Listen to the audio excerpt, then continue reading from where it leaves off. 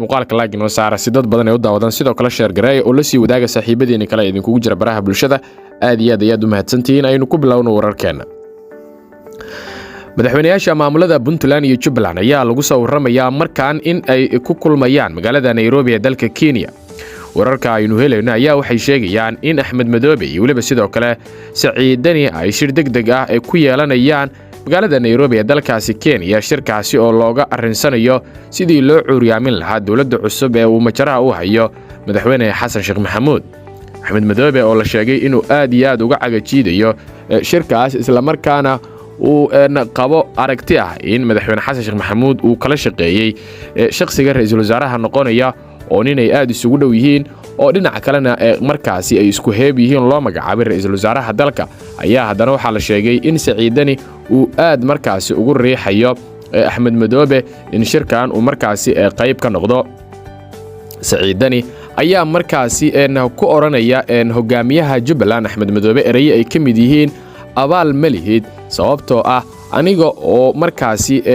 ku soo garab qabtay iyada oo dagaal culus laguga hayo in aad maanta iiga baxda waa wax markaasi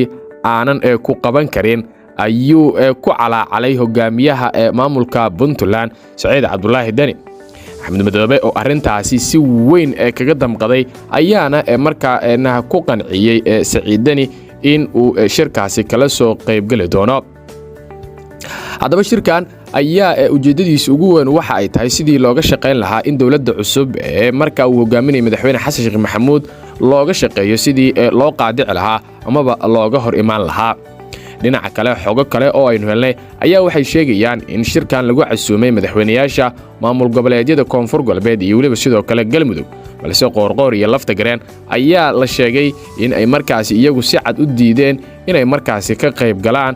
shirkaasi ka dhanka ah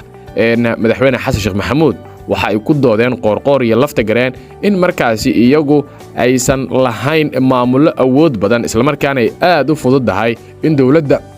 federaalka ah ay fargelin ku samayso haddii ay ka hor yimaadaan isla markaana xilalkooda ay weyn karaan balse Puntland iyo Jubaland ay yihiin maamulo markaasi awood badan oo dawladda madaxweyne Farmaajo xitaa ay iyadu markaasi kari weysay isku dayo dhowr ah iyo dagaalo aad u culus oo ay ku qaaday labada maamul si gaar ah maamulka Jubaland oo Axmed Madoobe kaligiis markaa dawladdu ay qorshayaal badan u adeegsatay ay markaa guuldareysteen si kastaba Axmed Madoobe iyo sidoo kale Dani ayaa kulankooda waxa